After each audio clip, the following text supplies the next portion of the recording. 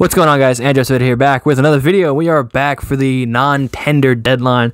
Today was the last day to tender contracts to players that you were going to try to avoid arbitration with. And we got some big releases from teams, and obviously this offseason was going to be different. We're going to get a lot more guys not being tendered contracts because of the COVID offseason and teams losing money.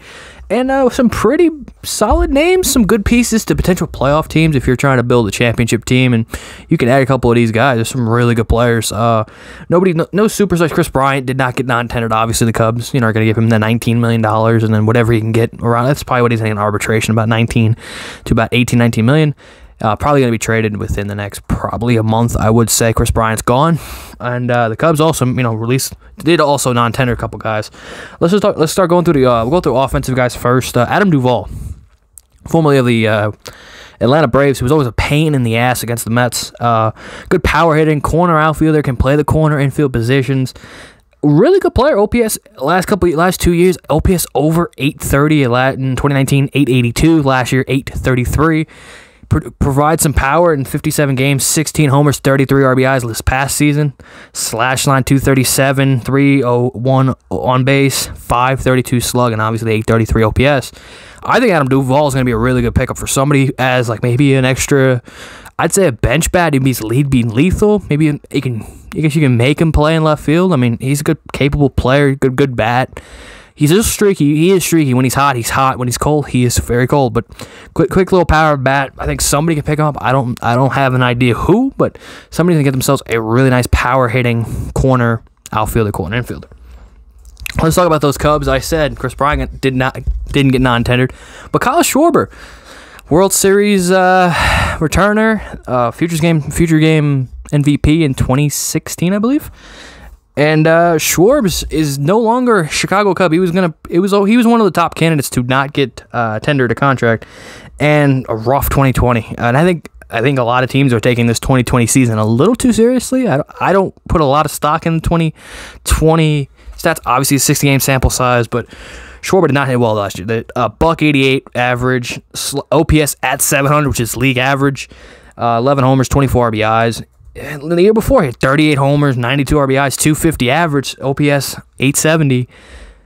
Schwarber is kind of just a DH. He needs to go to an American League team. Obviously, if the NL does adopt the DH, then he can go anywhere. But right now, if the NL does not have the DH, an American League team can definitely get this kind of mash and left-handed swing. I don't know, again, fit Yankees? Not really. I think one of these guys definitely can fit with the Yankees, but, Schwarber maybe goes to, like, Cleveland. He's an Ohio kid. They can use outfield help. They can use any kind of offense. Obviously going to trade Francisco Lindor. Then the other Cub, who I think maybe the Mets, if they fall short of getting George Springer and Jackie Bradley Jr., it's almost like a Jake Marisnick type. Albert Almora, 26-year-old outfielder who I think he was a top prospect, top 10 pick, one of Theo's guys. I think we took him 10th overall, I believe, in I don't know what year drafted, but I think maybe 2015. Don't quote me on that. But he's in 2017, 298 average. OPS has never been great. Highest OPS again was in that 2017 season where he had 132 games played, 298 average. OPS at 782. 2018, 286 average, and the average is good, but then his OPS was at 700, which is at league average. 2019, 236, OPS at 681, and then this year, $167 for the average, and OPS at 465, only playing in 28 games, 30 at-bats. Somebody's going to take a chance on him. Is he kind of fourth outfielder? I mean, could the Mets maybe bring him in? If they don't, this is only if they won't get JBJ, Jackie Bradley Jr., or George Springer. Could this be like a really bad, fallback option? Potentially bring him in for cheap, extra maybe a fourth outfielder. Again, he hasn't gotten playing time, since he's hit 280 when he gets 152 games, hit 286, 132 games, hit 298. Like, he can hit a little bit when he gets consistent playing time. The Cubs, obviously, with Madden before him, very, playing matchups. Nobody plays position. So, interesting guy. We'll move on to the biggest player that was non-tender in a trade. We also have a couple trades to talk about. Eddie Rosario, formerly of the Minnesota Twins. This was a very, very weird guy that they non-tendered. I think it was only like $10 million, too. They like $9.5 million. They decided to put him straight on outright waivers and now non-tender him a contract.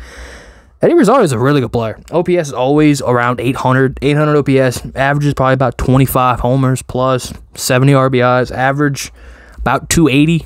And this year, if you want to count, put stock 57 games, hit 256. It was his lowest in the past 4 years. 256. OPS was still at 792, almost at 800 OPS.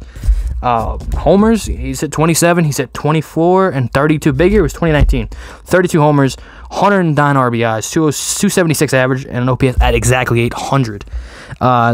Team I can definitely see the Cleveland Indians desperately need offensive outfielders.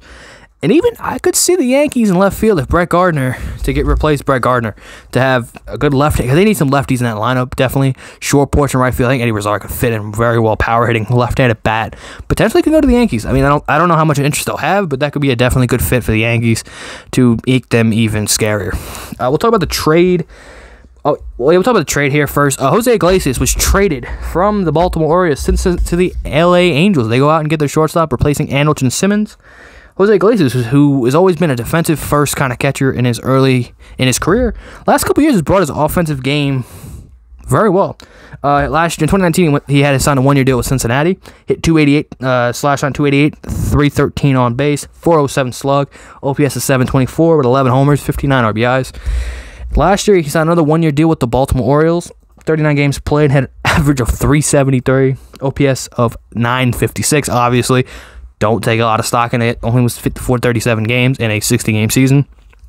But, you know, they get some good defense. Obviously, Simmons is one of the best defensive shortstops of all time. You get a very capable, very above-average defensive shortstop.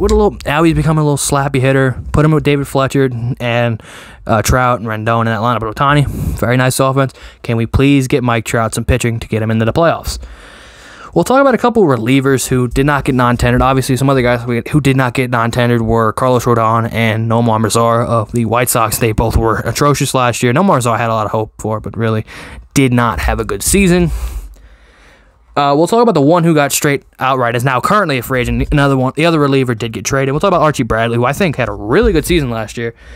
Over two teams last year with the Arizona Diamondbacks, and then was traded at the deadline to the Cincinnati Reds. Overall had a 2.95 ERA, 16 games, 6 saves, and 18 in the third innings. Struck out 18, a whip at 1.091. I think Bradley's a pretty solid reliever. He's only 28. He's still pretty young for a reliever. I think a team like maybe the Phillies, maybe I would definitely say the Phillies. This is definitely a guy that would go to the Phillies. 6'4" right-hander, good power stuff, fastball slider, fastball curveball kind of guy. Good mix. I think this is definitely a Phillies. If I had to put money on where he would sign the Phillies.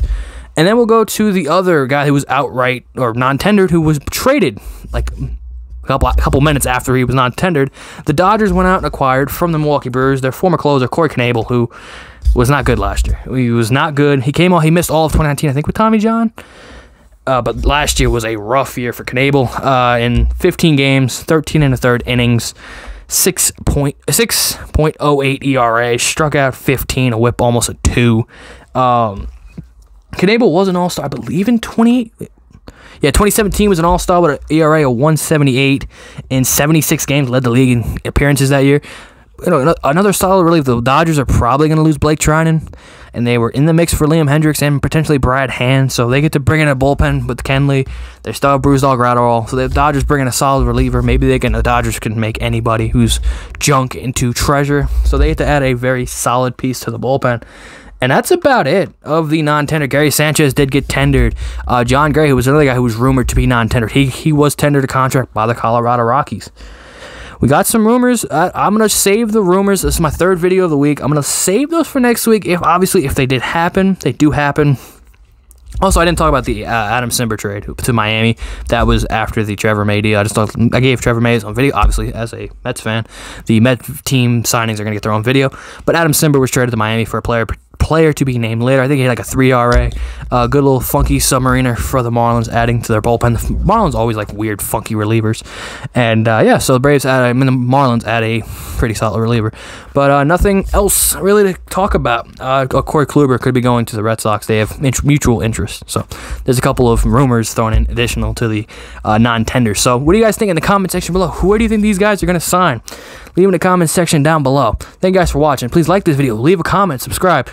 Weekly news and rumors, and obviously any Mets content, This is the #1 place you're going to find it. And I will see you guys in the next video. Peace.